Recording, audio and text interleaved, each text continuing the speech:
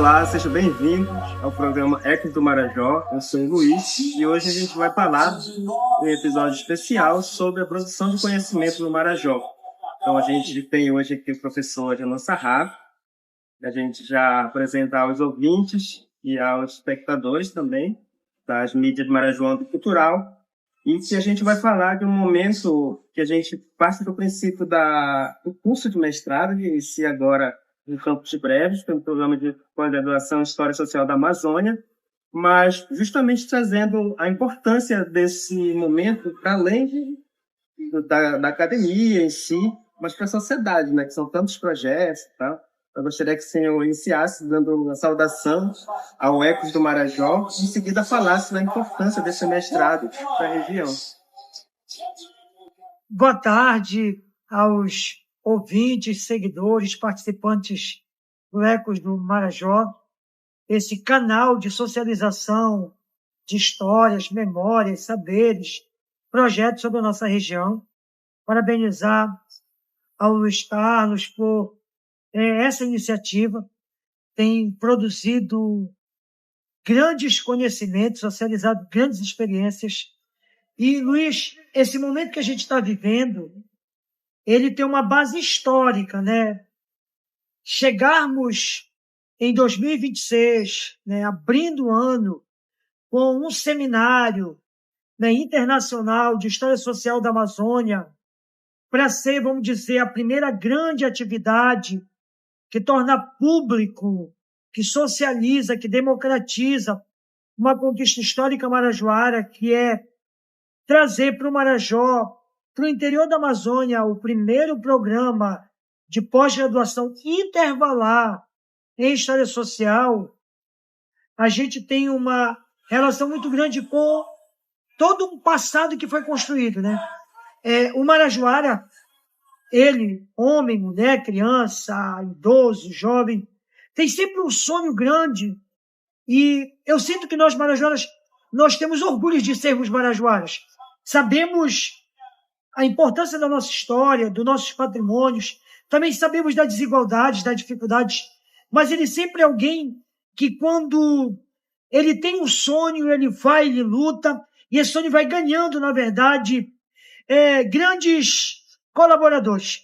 Então, assim, em 1987, a Universidade Pública chega ao Marajó no campus de Solo, né? Então, se alguém me perguntasse, esse sonho, professor, que agora está sendo materializado em 2026, esse sonho, ele tem no mínimo aí quase 40 ou mais anos, né?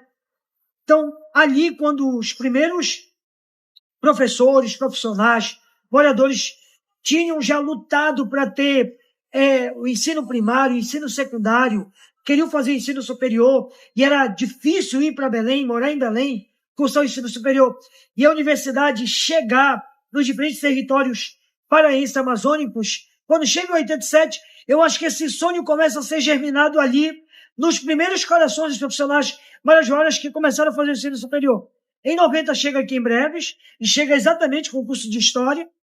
E aí depois de 93 tem outras turmas, tem turma de matemática, tem turma de geografia, e em 95 chega História, que é a minha turma, eu sou da turma de... Então, em 1990, né, a universidade chega aqui e esse sonho vai alcançando os vários marajós, né? Para quem mora mais próximo de Soure, certamente escolhia cursar em Soure, mesmo sabendo que em 87, o pessoal de Portel, de Melgaço, de Breves, de São Sebastião atravessaram para Soure. E quando chega no lado do chamado Marajó das Florestas, que é o nosso lado aqui, vai facilitar muito mais com que esses municípios de cá venham cursar ensino superior aqui em Breves. E tem algo assim fundamental. O campo da educação é, para mim, a maior arma, né, de luta, de transformação social para o desenvolvimento de uma região, né? Os decoloniais falam de um reenvolvimento, né? Fazer com que a gente alcance nossos sonhos sociais, projetos políticos, valorizando sempre o nosso torrão, o nosso chão, a nossa cultura. E a educação, ela é decisiva. Todos os territórios marajoaras quando eles começam a se tornar uma sociedade civil organizada, com a presença do Estado, com a presença da educação, do poder jurídico, né? Todas as instituições que conformam uma sociedade, vamos dizer, civil moderna, a base é a educação, porque todos os profissionais que vão representar a presença do Estado ou do poder municipal são pessoas que passam pelos bancos escolares, né, ensino fundamental, médio, superior, pós-graduação, e a gente sabe que hoje isso é a grande arma para esse desenvolvimento regional sensível aos territórios. Sim. O senhor falou sobre a questão decolonial, né? Que a gente sabe que é uma escolha metodológica, de tema em si, mas a gente entende que o próprio curso aqui é uma virada de chave, né? E que pode ser uma produção de conhecimento que parte muito do território. É um pouco por aí? Exatamente. Então, vejam, né, interiorizar a graduação, que foi no final dos anos 80, 90, e agora interiorizar a pós-graduação. A gente já teve uma experiência em 2014, interiorizando um doutorado que foi espetacular, nasceram 7 teses impactantes sobre o Marajó, e agora com o mestrado, 33 novos, né, marajoaras de 12 municípios, de 12 territórios, pesquisando temas incríveis. Tem algo fundamental realmente. As pesquisas, todas elas com temas distintos, partem, né, desse chão, do protagonismo do Marajoara, das histórias, né, culturais, sociais, dessa possibilidade de contar uma história a partir do ponto de vista marajoara, porque isso é o primeiro passo para a autodeterminação dos povos, né, para que políticas públicas, né, políticas educacionais, políticas sociais, quando forem elaborados, inclusive Brasília, do governo do Estado aqui, eles começam também a valorizar essas pesquisas, que não é apenas um aluno que terminou graduação, quer fazer mestrado porque quer ganhar melhor, né? Quer ter um título, mas é alguém que está comprometido com o desenvolvimento da sua região e no sentido de abrir clareiras, caminho, para que as outras gerações que vão vir também possam se inspirar. Imagine o que era em 87 os primeiros professores chegando das primeiras etapas para ir dar aula para esses alunos do ensino fundamental e depois do médio, o que inspirava. Eu lembro, eu fui aluno da professora Vilma Vilar, da Rosete Siqueira, que chegaram de 87, e elas chegavam revolucionando. Então, o impacto que isso tem do ponto de vista de ensinar a partir da valorização da identidade, da memória e da cultura marajoara, mas, acima de tudo, de ajudar no desenvolvimento social, cultural, político, educacional desses territórios. Sim. E falando de dar exemplo, né, a gente teve no seminário um exemplo muito bacana, falando em quem já andou, né, nesse chão, navegou nesses rios, foi a mesa com doutores marajoaras, né, a professora Dione, a professora Enil, a professora Eliane Costa, que também são professores, doutores, que têm excelente pesquisa, principalmente no campo da história, da antropologia, né, e que estavam ali para a gente, no curso, a turma de mestrado, né, falando de várias pesquisas, de possibilidades, e que isso é muito bonito de se ver, né? E é gratificante também desses momentos que a gente já citou, nos anos 90, em outros momentos mais à frente, e que agora é meio que uma retomada disso, uma consolidação, quem sabe. Uhum. Exatamente, veja só, há uma poesia do Dalcídio que é uma espécie de um mantra, eu sempre uso isso, porque eu lembro, Luiz, que antes do Dalcídio, tiveram pessoas que lutaram, que sonharam com o Marajó.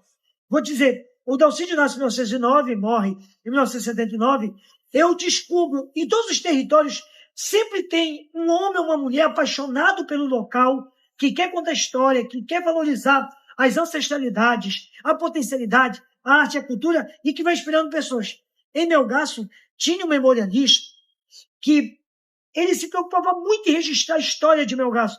E ele faz um caderno de memórias e ele abre a capa dele dizendo assim: deixe o mundo para o futuro melhor do que recebeste do passado.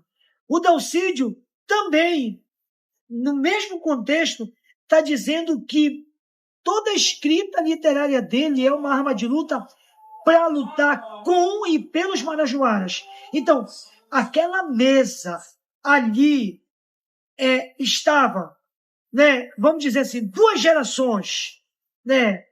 A minha geração, vamos dizer assim, alguém que já tinha trilhado, que tinha se inspirado em outros, feito mestrado e doutorado. Eu acabei sendo professor, como disse a Eliane, da graduação da Eliane, estive na banca de mestrado dela, estive na banca de doutorado, foi meu aluno de doutorado.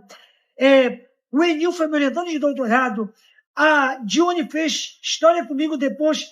Eu acabei estando na banca de mestrado dela, sendo professor do doutorado. Então, antes de nós, a gente recebeu o cajado, a tocha para levar, né? Nós somos uma comunidade de sentimentos e compromissos, né, pela nossa terra. E ali, eu quero te falar, tem determinados orgulhos que na vida da gente, a gente tem que nos fazer felizes. Eu estava muito feliz de ter pensado nessa mesa com doutores. Quando eu olhei os livros na mesa, eu olhei para trás e eu disse, meu Deus, há uma década, 2 décadas atrás, especialmente, a gente não tinha quase nada de produção acadêmica. E agora está pululando, né, uma série não só de monografias, que são os trabalhos iniciais, mas várias dissertações, várias teses. Agora vai vir 33 e já tem uma historiografia marajoara, não é, potente, rica, inspiradora, educadora. Então, eu penso que a gente está num momento assim fundamental. E a síntese maior para mim de tudo isso é o seguinte: é preciso com que todo esse, eu estou chamando isso de uma fortuna crítica, né? Essa produção regional, identitária marajoara, nós temos que estar sempre unidos com aqueles que estudam o Marajó, que trabalham no Marajó, que acreditam no Marajó, que defendem o Marajó, para a gente fazer chegar isso em Brasília, nos grandes programas federais, né? Nos grandes projetos, para que as identidades marajoaras, as vozes, o protagonismo, seja traduzido nesses programas, assim como os financiamentos, porque não dá mais para pensar políticas públicas, né, homogêneas, descontextualizadas, dado o mundo que a gente vive hoje, que é esse mundo em que o planeta Terra grita para que seus filhos se entendam como filhos da Mãe Terra. Então, eu acho que a gente está num momento assim. Eu estava no almoço com o Audrey hoje, dizendo isso é uma revolução social poderosíssima. E é uma revolução pelo conhecimento. Se a gente for pegar histórias dos mundos africanos, asiáticos, né, mesmo europeus, latino-americanos, a gente vai ver que o campo da educação sempre foi um campo revolucionário, né? Sim. E falando nisso, né, essa mesa ela foi coordenada pelo professor, doutor Genoa Sarrafo Pacheco, que, aliás, além de ser coordenador do curso, né, colabora, é um principal incentivador, militante da educação no Marajó. Então, a turma é muito grata ao senhor, né, reforçando, a gente já falou isso em várias oportunidades. E também é um desses, né, que caminhou muito, navegou bastante para que a gente chegue com essas possibilidades de pesquisa, né, com esse empoderamento que eu acho que muitas pesquisas chegam, diria todas, né, que pelo ponto de partida que elas têm. Então, eu acho que também é reconhecendo, né, agradecendo todo incentivo, né, tanto a pesquisas formais como a forma de disseminar como o Éxito Marajó, que é importante também.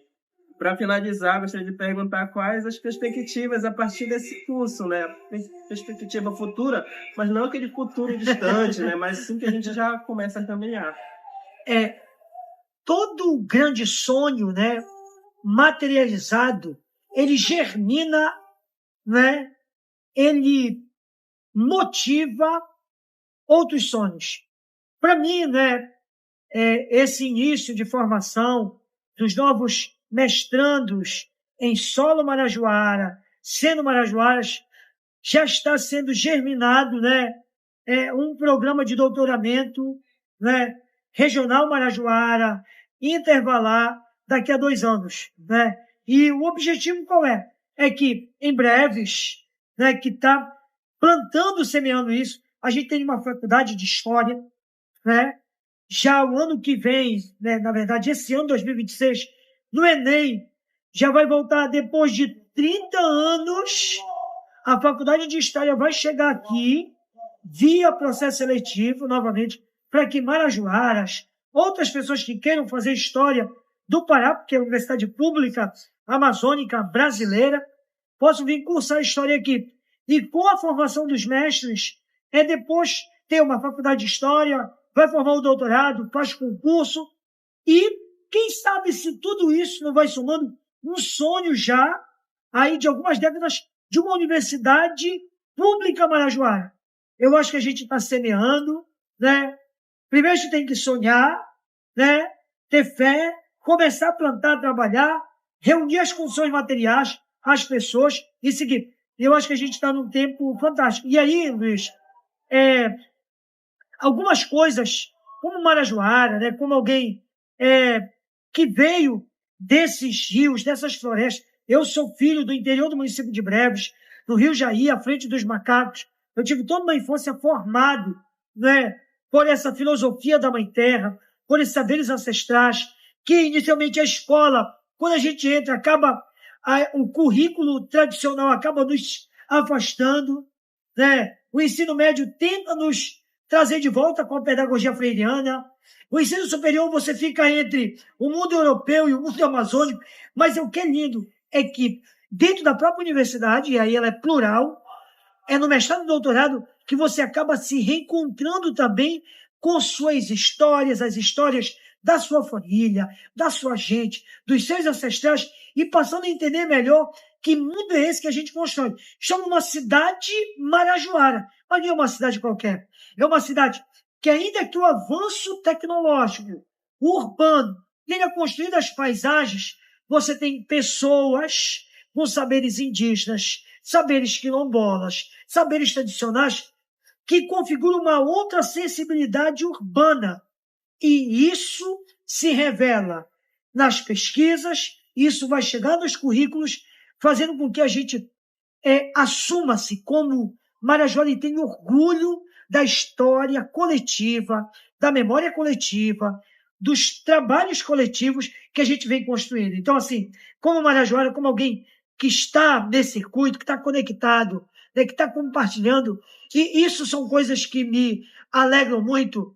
E aí eu olho para o universo, né, para Deus, para os santos, para as energias do bem, e só tenho a agradecer como quando pessoas do bem, com propósito, se unem, elas constroem coisas belas. E aí eu quero também dizer a todos vocês aqui do Ecos, que acompanham, né, tudo aquilo que é registrado, tudo aquilo que é comunicado, tudo aquilo que é compartilhado, vocês também estão nessa comunidade de sentimentos com a gente, né?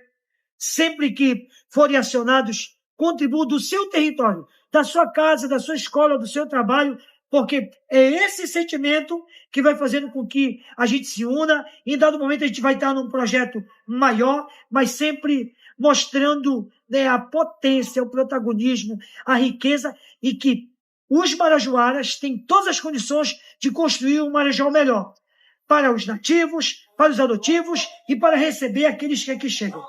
Muito bem, a gente encerra aqui mais um episódio do Ecos do Marajó, só reiterando um pouquinho do que o professor falou. Breves, de fato, eu concordo que seja tudo isso que o professor falou, e é também esse lugar de centro, né, de encontro, de passagem. A própria origem de Breves é um pouco disso. Eu, por exemplo, que estou no meio dessa caminhada, sou do município de Ponta de Pedras, que fica lá no outro lado do Marajó, no Marajó dos Campos, na parte oriental do arquipélago, e eu considero, assim, Breves é esse centro que é muito estratégico, não só por toda a logística, por infraestrutura, mas também pelo que representa dessa geografia, né, desse deslocamento. Então, agradeço, professor, pela sua participação mais uma vez. É a terceira vez que você volta aqui no Ecos do Marajó, uma das vezes para comemorar essa conquista, e agora falando da completude, de fato, desse mestrado, que não é apenas um mestrado, é uma conquista muito, muito além, com o poder de ecoar muito além. Eu agradeço também a você que escutou, que assistiu até aqui. Fique à vontade para sugerir novos convidados e novos temas. Muito obrigado e até o próximo. Tchau, tchau. Tchau, tchau.